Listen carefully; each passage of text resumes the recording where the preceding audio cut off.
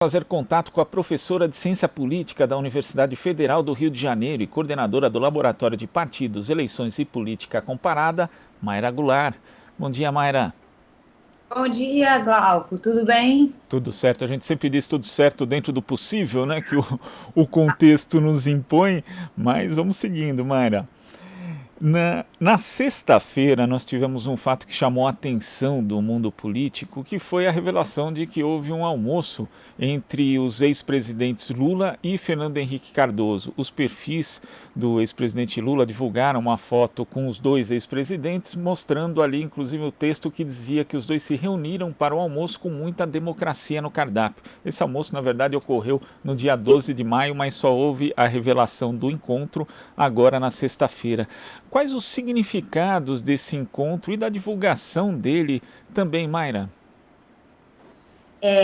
Eu acho que esse encontro é bem significativo de uma recomposição de um campo de centro, daquelas forças políticas comprometidas com a democracia e que estão, de alguma forma, fazendo uma meia-culpa. Por um lado, uma meia-culpa, por um lado, se aproximando de uma força política que está vindo com ênfase e com capacidade de ocupar o poder. O que eu quero dizer? Há um segmento, né, uma parcela de atores políticos da sociedade que está arrependida, né, vendo o genocídio que está acontecendo em virtude da Covid, mas não só. Mas há também, e isso eu tenho falado bastante sobre isso, uma certa desidratação do poder do Bolsonaro, reduzindo as suas chances de se reeleger, que faz com que alguns atores que se mantêm próximos do executivo, numa postura muito office-seeking, ou seja, em busca de cargos e de favorecimentos que a proximidade com o poder executivo oferece, essas forças estão cada vez mais se afastando do bolsonarismo. Isso acontece, é o que a gente chama de síndrome do pato manco, quando os incumbentes, em final de mandato, já sem muitas chances de se reeleger ou que não vão se reeleger, começam outras forças que faziam parte desse governo se afastam, já pensando em articular pontes com os novos ocupantes desse cargo. Agora, existe também um realinhamento, como você falou, dessas forças políticas, mas no caso do PSDB, quando a gente analisa a trajetória do partido, né, fundado ali a partir de uma dissidência do MDB, justamente do PMDB, já à época, com a bandeira da ética na política, e aos poucos até tinha ali um teor social-democrata de fato, se colocando mais ou menos na centro-esquerda, pelo menos parte das importantes figuras que compõem a legenda, como o Mário Covas, por exemplo, depois foi caminhando para a direita, tanto que nas últimas eleições em 2018 optou no segundo turno por liberar os seus filiados e nenhuma figura importante do partido declarou voto em Fernando Haddad. Pelo contrário, né, dois dos pré-candidatos à presidência da República, João Dória e Eduardo Leite, declararam voto em Jair Bolsonaro. Isso pode significar também um realinhamento do PSDB, não só em relação ao governo Bolsonaro, mas dentro do nosso espectro político, voltando um pouco mais para o centro? Eu não acredito, não. Tanto que eu discordo quando se chama o PSDB de centro-direita, ou mesmo de centro, porque eu faço parte de um projeto que a gente codifica programas de governo e situa eles no espectro ideológico. E o programa do PSDB, ele tem um conteúdo ideológico, econômico, muito à direita. Por exemplo, mais à direita, não do que o programa do Bolsonaro, mas do que os discursos e a performance governativa do Bolsonaro, né?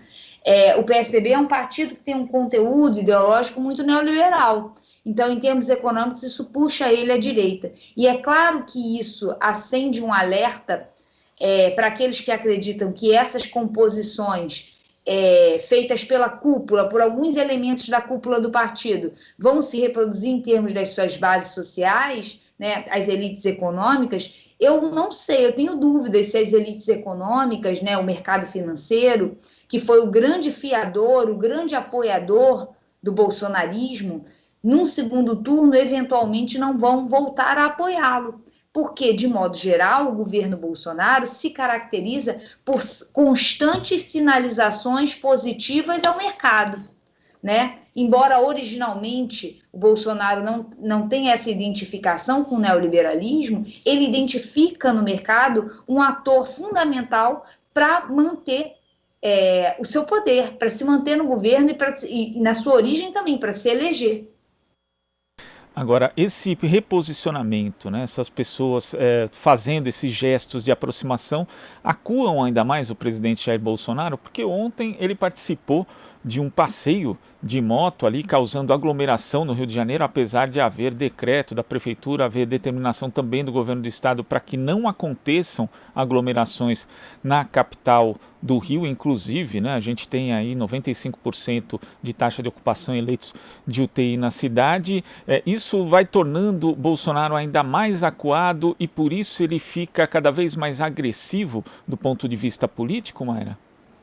Olha, interessante você ter chamado isso à tona, porque eu fui em Ipanema correr e bem na hora da manifestação, e foi impressionante, porque as pessoas gritavam odes assim, fim da corrupção, acabou a roubalheira, num discurso completamente desconectado com a realidade. Então, quando alguém, né, que estava ali gritava, cadê a vacina? Ou genocida, os outros ignoravam e falavam assim, roubalheira, o PT roubou, num discurso assim, surdo e desconectado com a realidade. E isso é muito interessante porque fica muito claro, se a gente avaliar os depoimentos, por exemplo, do Pazuello e o impacto, a entrevista do Ciro Nogueira que ele deu para o Globo ontem, a mentira e a desconexão com a realidade tem sido uma estratégia deliberada do bolsonarismo, identificando já, né, que os segmentos mais instruídos ou mais bem informados, né, estão recebendo muita informação que desidrata a sua popularidade, então eles estão reafirmando a aposta naqueles segmentos mais fiéis, mais radicais, aqueles que estão dispostos a ignorar o que o mundo diz e acreditar na informação repassada pelo líder, por aquele que você confia, que é uma pessoa, não é uma mídia, não é um veículo de informação. Essa é uma estratégia do governo, tanto que a frase do Pazuello, quando ele diz isso é coisa de internet, isso é muito significativo. O que está sendo feito?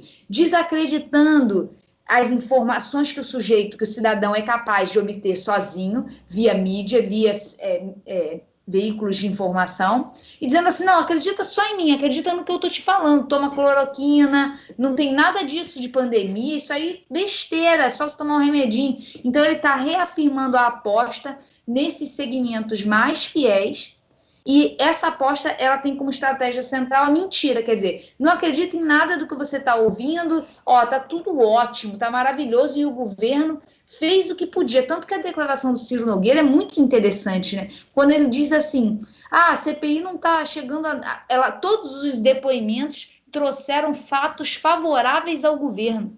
É o que ele falou. Ele falou assim, e mesmo o da Pfizer demonstrou que o atraso em responder o e-mail não atrasou em nada, não afetou, ele usou essa expressão, não afetou em nada a compra de vacinas.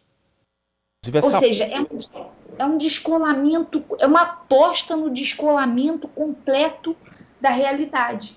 E isso é uma aposta, não é maluco, isso é bem feito. Porque esses segmentos, que foi o que eu vi ontem em Ipanema, estão dispostos a abrir mão de qualquer informação recebida de fora e acreditar só naquilo que vem do círculo, né? Do seu líder e dos seus seguidores. E é interessante observar porque essa aposta na mentira também é possível de ser acompanhada ali nos trabalhos do dia a dia da CPI da Covid, porque a gente vê os parlamentares governistas que, na verdade, eles fazem ali suas intervenções e, na prática, para os vídeos circularem nas redes sociais, porque de verdade, as intervenções deles são muito pífias, né, para dizer o mínimo, em relação àquilo que vem sendo trabalhado na CPI, mesmo na defesa do governo. Então, uma aposta na mentira, uma aposta na chamada dissonância cognitiva, que inclusive se reflete no trabalho dos parlamentares. Não, e é interessante ver como que isso dá certo. E teve uma expressão que o Pazuello usou que eu achei muito interessante, quando ele falou do Bolsonaro, ele falou, isso é uma iniciativa psicossocial de um chefe de Estado que tem outras visões. Me chamou muito a atenção isso, né? Então, é basicamente isso, a dissonância cognitiva. É você criar factoides, criar vídeo, criar conteúdo que vão ser disseminados para os seus grupos fiéis, esse núcleo mais radical, criando mesmo uma realidade paralela. Ah, Essas pessoas estão vivendo numa realidade paralela em que elas recebem informações, entre aspas, que dizem assim, isso que você está recebendo pela outra internet, na internet, como se eu também não chegasse pela internet, né? Mas isso que você está recebendo nos outros meios, e aquilo ali é mentira. Acredita nessa realidade aqui que eu estou te dando.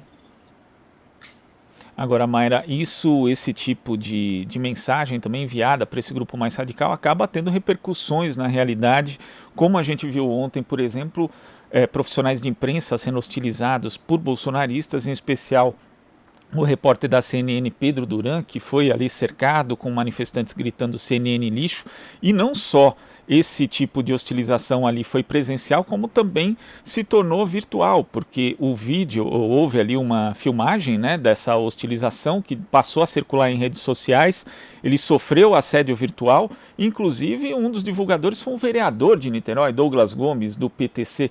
Quer dizer, é algo que esse tipo de mensagem para esse núcleo mais radical pode resultar em situações como essa que são muito preocupantes para a democracia brasileira, Mayra. Certamente, é preocupante demais. Tanto que o Bolsonaro, quando acabou a manifestação de ontem, e ele aí foi falar para os seguidores, ele já investiu contra o sistema institucional. Né? O que ele falou? Voto impresso, voto impresso. O que é esse clamor pelo voto impresso? É uma justificativa prévia para descumprir o resultado das eleições. Agora, me permita falar uma coisa um pouco desagradável, porque a mídia está colhendo, eu vou colocar a mídia de modo geral, mas é claro que existem várias mídias, né? Mas está colhendo um pouco dos frutos que ela colheu.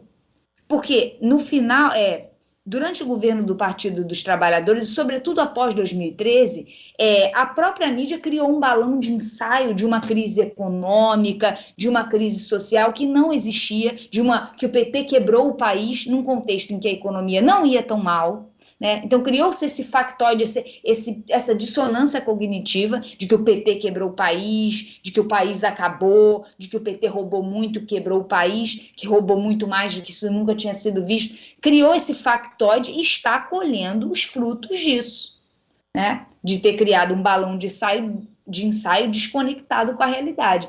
Essa dissonância, a meu ver, tem origem nesse momento da história do Brasil, em que houve uma investida deliberada dos veículos de imprensa contra o governo do Partido dos Trabalhadores. Isso por um lado. E por outro, esse momento de erosão das instituições brasileiras também tem origem nesse mesmo contexto, quando as lideranças do PSDB, após a eleição de 2014, questionaram o resultado das eleições, uma coisa que nunca tinha acontecido na nova República.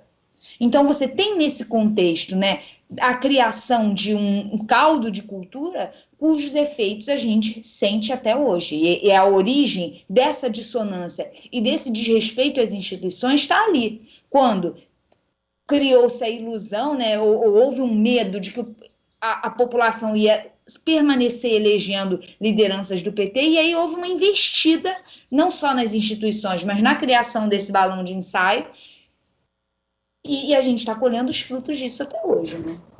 Inclusive, quando a gente lembra de participação de veículos da mídia tradicional, alguns praticamente faziam assessoria de imprensa para as manifestações contra a presidenta Dilma Rousseff e vista grossa para diversos manifestantes que já pediam a intervenção militar, os veículos de mídia alternativa mostrando que isso estava acontecendo e a mídia tradicional ignorando solenemente, né, que já existia ali um caráter antidemocrático de boa parte dos manifestantes à época, né, Mayra? Perfeito, exatamente. E eu acho muito importante, sempre que eu posso, chamar atenção para essa movimentação do PSDB na altura de questionar resultado de eleição. Isso não é uma banalidade. Questionar resultados de eleição, questionar o funcionamento das instituições democráticas é uma via cujo resultado só pode ser o autoritarismo. E em relação ao funcionamento das instituições democráticas, nós tivemos ontem a participação do general Eduardo Pazuello, ex-ministro da Saúde, que esteve nessa semana na CPI da Covid, e o Estatuto dos Militares e o Regulamento Disciplinar do Exército proíbem a participação de militares em manifestações políticas. Se o Exército não fizer nada em relação ao general Pazuello, a gente vai ver mais um sintoma de deterioração das instituições, Mayra? Glauco, olha, você chamou a atenção de um ponto bem interessante, eu vou passar a falar sobre isso também, porque assim, se a gente pode fazer um paralelo com o que ocorreu nas eleições americanas, né? Houve uma investida contra os resultados da eleição, né? Houve aquela tomada do parlamento, mas as instituições lá foram capazes de filtrar essa ameaça, certo? E mesmo antes desse episódio, se você se lembra, quando teve uma manifestação muito forte por aquele rapaz que foi sufocado pela força policial, e aí houve uma contraofensiva da direita, dizendo assim, olha, essas manifestações estão causando balbúrdia, né? E aí alguns militares participaram dessa, acho que foram 2 militares, participaram dessa contraofensiva, né? Para manter a ordem, né? Ok. Assim que aconteceu esse episódio, 2 dias depois houve uma nota do Exército e da pessoa do militar que havia participando, pedindo desculpas e dizendo que isso era uma afronta, que foi um absurdo, pedindo desculpas, dizendo que o Exército não participa da política e, portanto, não pode participar de manifestações. E eu acho que na ausência desse tipo de sinal de que as instituições funcionam, o Exército é uma instituição, e que elas estão trabalhando em conjunto para resguardar a estabilidade institucional, né, eu gostaria de ver essa sinalização por parte do nosso Exército, para pensar assim, poxa, as nossas instituições vão ser capazes de filtrar, de segurar uma investida do bolsonarismo contra elas, caso haja. Caso haja não, porque eu acho que todos os indícios demonstram que vai haver. Tá certo, Mayra. Queria agradecer a sua participação aqui no Jornal Brasil Atual e até a próxima. Foi ótimo o papo. Obrigada, Glau. A gente que agradece. Conversamos aqui com a professora de Ciência Política da Universidade Federal do Rio de Janeiro e coordenadora do Laboratório de Partidos, Eleições e Política Comparada, Mayra Goulart. Você está ouvindo Jornal Brasil Atual. As notícias que os outros não dão.